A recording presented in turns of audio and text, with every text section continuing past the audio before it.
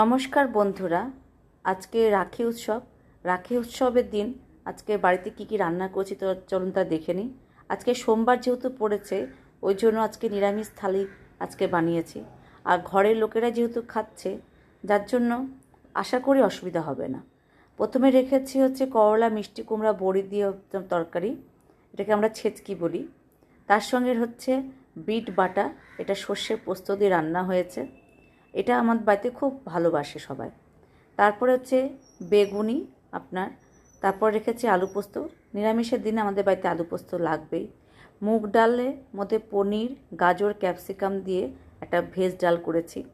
তার সঙ্গে নিয়েছি টমেটোর চাটনি, মিষ্টিও ছিল, এখানে দেখানো হয়নি।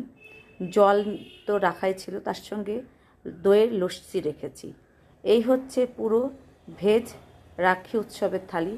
কেমন লাগলো কমেন্ট করে অবশ্যই জানাবেন।